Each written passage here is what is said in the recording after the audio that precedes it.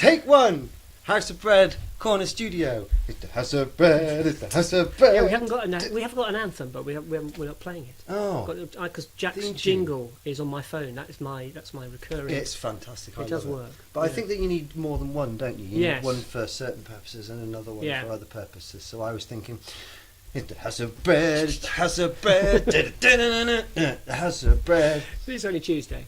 I was scripting all this in my head in the car, and you were going to get very, very serious and start telling me off and saying, are you suggesting that poverty is a laughing matter, Joe? No, no, I'm not. No. So first yeah. test. If you want to look at the camera, which is perfectly acceptable in this environment, I would Right. say then that'll be your camera. Okay. I'll look at this one and that one. I always do, Okay. even though you can't see me on that one. Hello. So first test, new studio. What's the House of Bread been up to this last week? Right. Well, last week I've been away on holiday, but it never rests because No. my good friend, colleague Elisa has been running the show. So she was working with a group of youngsters who came to do some work with us, basically spend a week with us. So House of Bread didn't stop because you went on holiday? No, it was fantastic. Did they notice that you'd gone? Yes, they said it was a lot quieter. No, it was good. They came and helped sort out things, raise funds for us. They've done a sponsored walk, but also they put a bit of theatre together for us on the Friday. They had the whole week to rehearse, and then they had a 5-act show and raised £55 for us, which is fantastic. And then Team 1 are coming to cook on Wednesday, which is amazing, and Team 2 are coming to make the sandwiches and so forth. And then we're going to give them a bit of a celebration and a certificate, just to say thank you. So that was end of last week, so that was all fantastic. This week, it's only Tuesday, but already our plans have completely changed, which is great. So It was sounding very organised up until that point. yeah, well, we have this illusion of calmness and serenity, and underneath it, there's lots of people moving their feet. So so Monday we were supposed to go after the V Festival, the post V Festival, and collect all the tents and sleeping bags and other paraphernalia that we would find useful that had been abandoned. And you just showed me those pictures on your phone. Incredible. For anybody watching this, it looked like a war zone or It a is. refugee camp. People just walked away from everything. Everything they Meals, brought, half-eaten tents. meals, tents, sleeping bags, everything you could imagine and you wouldn't want to imagine was there, which was rather alarming. But anyway, we got a team of 7 of us, got 2 vans, and as I say, this was all supposed to happen on Monday, but it was changed to Tuesday, so we had about 48 hours notice to make all that happen, which is brilliant. So instead of doing that on the Monday, we went off to see another group of youngsters, and this is really exciting. They're 16, 17-year-olds, and they're going to be working with us next week. So we've got to come up with a calendar of activity for them, which will be brilliant. So that was yesterday. We were up at about 5 o'clock to get the team ready.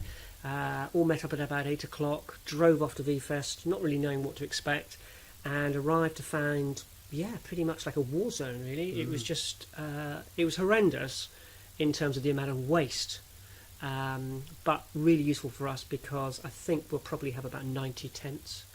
And what are you going to do with them all? Because surely, the way people sleep in Stafford, there aren't 90 people who are going to pitch tents. So. No, you're right. The way it works is that we have a stockpile for people who come and present as homeless of a night, and there's no emergency accommodation in Stafford. So the only alternative, if you were in that situation, Joe, I'd offer you a sleeping bag, a tent, and it might be that we could sort you out some accommodation for the following night. So you wouldn't need that tent again, but it might be that it's they get lost, let's put it that way, so they don't pack them up and return, and we don't want them to be returned, so we get through a fair amount purely by the fact that we might have people passing through, so we'll say, you're sleeping rough, here's a tent, and we never see it again, and that's absolutely fine. So it varies in terms of the use. We hope that it is a one night only situation, but very often it isn't. And then we've got, on top of that, we've got all the sleeping bags, got these sort of fold-out things, that the foam, insulated foam now, that goes between the sleeping bag and the bottom of the tent. We've got kitchen equipment that was abandoned, just loads and loads of camping accessories. So we've got a huge choice of tents now, from tiger print through to pink. Brilliant.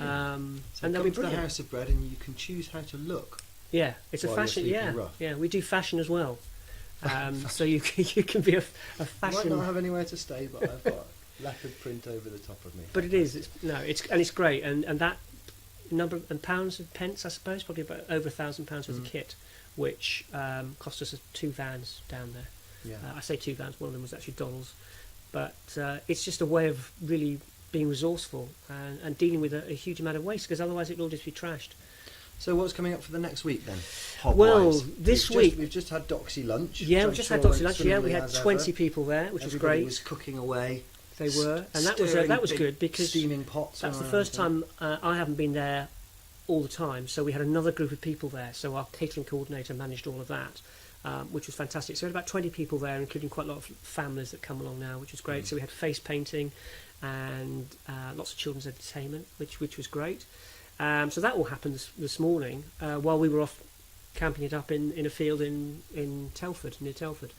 So tomorrow is Wednesday, which is House of Bread Day, so we've got to prepare for that. So at the moment, that's quite a quiet day. Isn't it all House of Bread?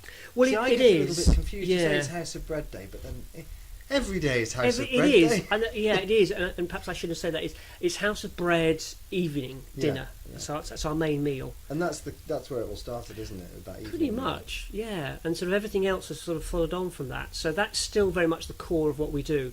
We've got some important visitors coming down to see what we do, which will be interesting. Some people who from the police who want to see how we manage our safeguarding and confidentiality side of things.